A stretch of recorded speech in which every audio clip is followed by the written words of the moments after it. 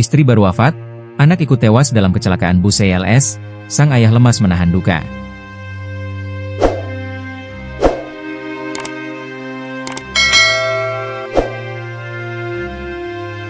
Duka belum usai di rumah keluarga Sila N di Desa Lumban Pinasa, Kecamatan Habinsaran, Kabupaten Toba, Sumatera Utara.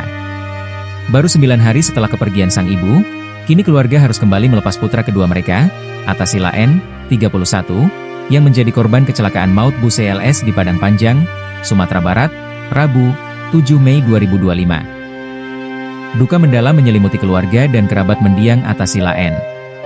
Isak tangis pecah sejak fajar, Kamis, 8 Mei 2025, ketika jenazah Atta tiba di kampung halamannya. Pria yang dikenal sebagai tulang punggung keluarga itu kembali dalam keadaan tak bernyawa. Ayah Atta Sila N tampak lunglai saat melihat jasad putranya sudah terbujur kaku dalam peti jenazah. Meliati, 17, adik perempuan Atta Sila N beberapa pingsan karena tak sanggup menerima kenyataan ibunya telah tiada. Air mata belum kering untuk ibu, sekarang kami harus ikhlas kehilangan abang Atta juga, kata Meliati.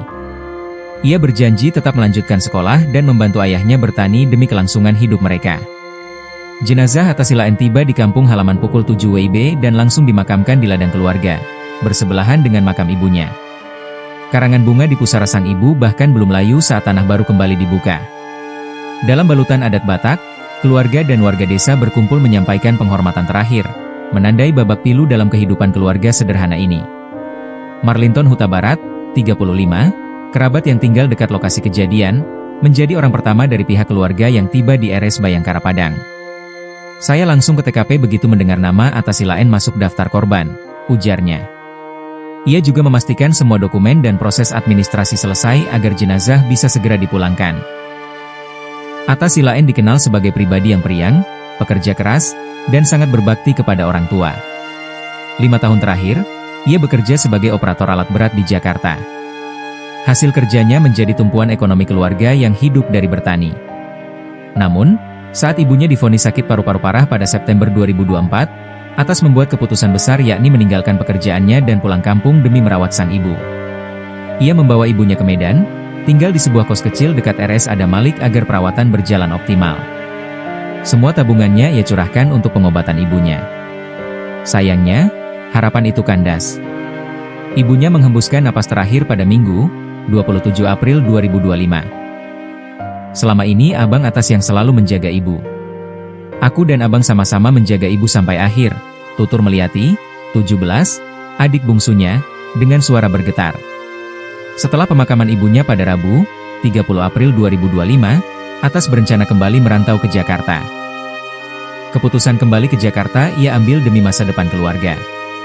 Ia ingin kembali bekerja agar bisa mendukung adik-adiknya, terutama Meliati, yang bercita-cita masuk Universitas HKBP Nomensen, jurusan akuntansi. Abang selalu mendukung mimpiku kuliah. Aku tak tahu apakah aku masih bisa lanjut sekolah, ujar Meliati sambil menyeka air mata. Ia duduk di bangku kelas 11 SMK Nassau dan menggantungkan seluruh biaya sekolah dari sang kakak. Sayangnya, rencana itu tak kesampaian. Demi menghemat biaya perjalanan, Atas memilih naik bus CLS dari Balige menuju Jakarta via jalur pantai barat. Pada Rabu pagi, 7 Mei 2025, bus tersebut mengalami kecelakaan tragis di ruas Jalan Bukit Tinggi Padang dekat Terminal Bukit Surungan. Dugaan sementara, kecelakaan disebabkan rem blong. Bus terguling, menewaskan 12 orang termasuk Atas. Warga Lumban Pinasa menyebut kepergian Atas sebagai kehilangan besar. Tak hanya bagi keluarga, tapi juga lingkungan. Ia anak yang berbakti, tidak pernah mengeluh. Waktu ibunya sakit, dia jaga terus. Itu tidak semua anak bisa lakukan, ucap seorang tetangga.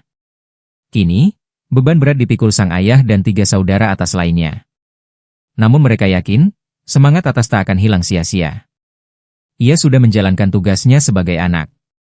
Kini giliran kami meneruskan, kata kakaknya singkat.